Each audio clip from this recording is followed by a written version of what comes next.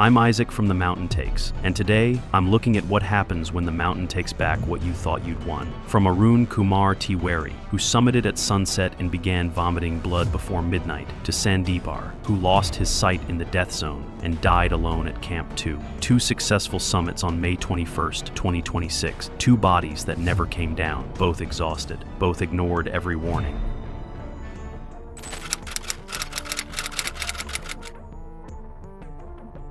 It was May 21st, 2026, on Mount Everest summit ridge at 29,032 feet, where the air contains only 1/3 the oxygen at sea level, and the sun was beginning its descent toward the horizon. Arun Kumar Tiwadi was 53 years old, an IT professional from Hyderabad, India, who had spent his career building software systems and managing complex technical projects. He approached mountaineering the same way, with spreadsheets, optimization, and the belief that preparation could overcome any obstacle. His climbing resume was thin: an EBC trek, some lower peaks. This was his first serious expedition, and he had decided that Everest was the mountain to prove his worth. Arun had attempted Everest once before, in 2025, and had turned around at 7,200 meters due to health complications. That failure had burned him. He spent the following year preparing obsessively altitude chamber training, intensive fitness regimens, expensive gear, and a hired guide from Pioneer Adventures. His wife, Meenakshi, had watched him train with the intensity of someone who couldn't afford to fail twice. His daughters, Anushka and Vidushi, had heard him talk about this summit the way other people talked about destiny. At base camp in April 2026, Arun's guide had noticed something troubling. The client moved too fast during acclimatization rotations. He complained about rest days. He questioned the pacing protocol. The guide raised concerns with the expedition leader. This climber was treating the mountain like a business problem to solve rather than a force to respect. The leader listened, did nothing. Arun had paid the full price. The expedition would proceed as planned. By Camp 3, Arun was showing early warning signs that his body was struggling: persistent headache, nausea, difficulty sleeping despite exhaustion. His oxygen saturation readings were lower than expected for his fitness level. The guide suggested a rest day. Arun refused. He had scheduled this summit for May 21st, and nothing would change that timeline. He had told his office he would be back on May 25th. He had made commitments. At Camp 4, on the morning of May 21st, the weather window was perfect. Clear skies, reasonable winds. The summit push began at 9 p.m. under a star-filled sky. Arun moved too fast. His guide called for him to slow his pace. Arun said he felt strong. By 4 a.m., they had covered more distance than planned. Arun was ahead of schedule. He was ahead of his guide. He was ahead of his body's ability to process the extreme altitude. Arun reached the summit around 5:30 p.m. on May 21st. He stood on the highest point on Earth for approximately 15 minutes, took photos, and began his descent. This is where the mountain reveals its cruelty. The summit is not victory. The summit is the halfway point of an ordeal that has already consumed your body's reserves. Arun's oxygen saturation was approximately 55%. His brain was being starved of oxygen. His judgment was already compromised, though he didn't know it. Descending from the Hillary step at 6:30 p.m., Arun began vomiting. His guide moved closer, asking if they should find shelter. Arun said he was fine. He had come too far to stop now. At 7:15 p.m., near the south summit section, the vomiting became worse. There was blood in it. His guide tried to radio for additional support, but the communication was spotty. They continued descending in darkness, with only headlamp light cutting through the cold. By 9 p.m., Arun could barely move. His guide and two other Sherpa climbers who had responded to the distress call were now physically supporting him, dragging him down the fixed lines. His body had completely failed. High-altitude pulmonary edema fluid filling his lungs. High-altitude cerebral edema swelling in his brain.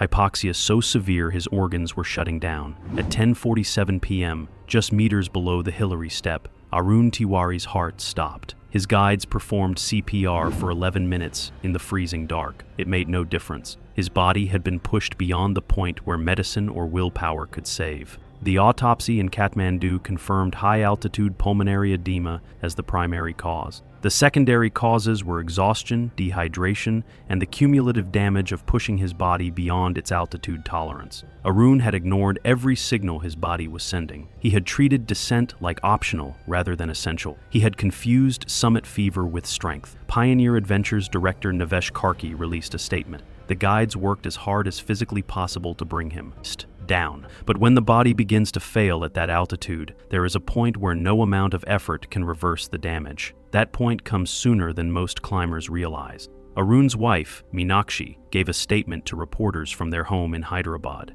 My husband wanted to prove something to himself. The mountain proved something different. It proved that no amount of preparation can guarantee safety at extreme altitude. The mountain is not a business problem to solve. It is a force. That does not negotiate with human ambition. The same mountain, the same day, a different story was unfolding just below.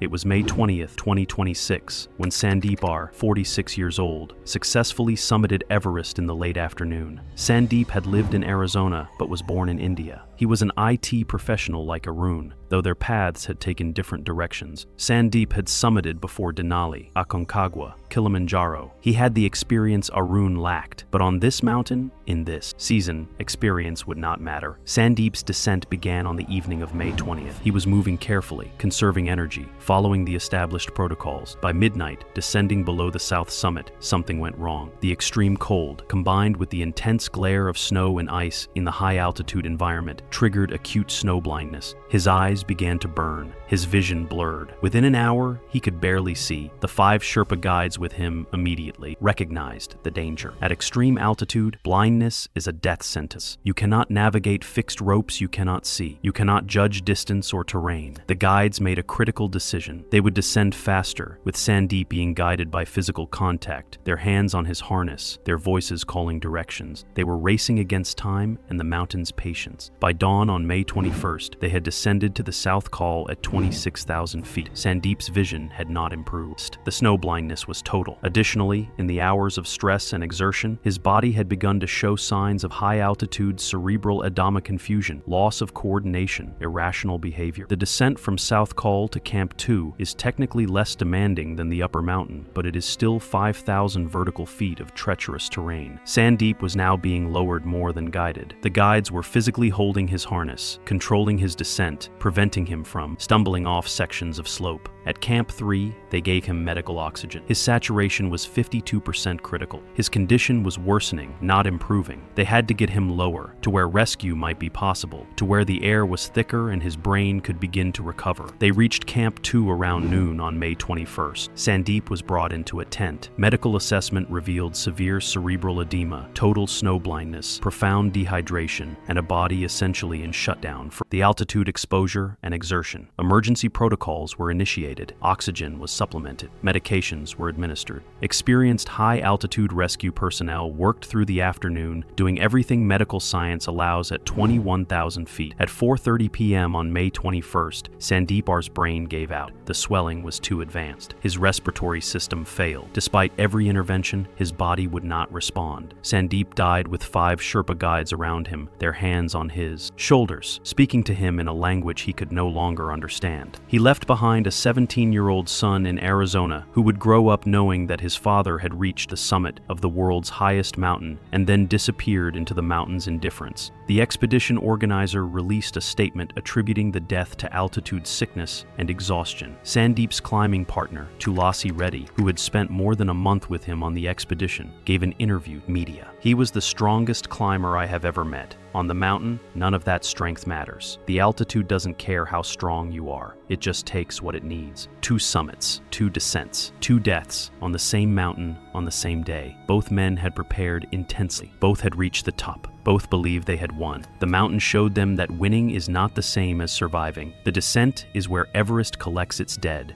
and these 2 Indians would join thousands of others whose ambition exceeded what their bodies could endure. If you've ever summited anything and thought the hardest part was behind you, let me know in the comments. Subscribe for more stories of mountains that teach lessons at the cost of lives. I'm Isaac, and I'll see you on the next ascent.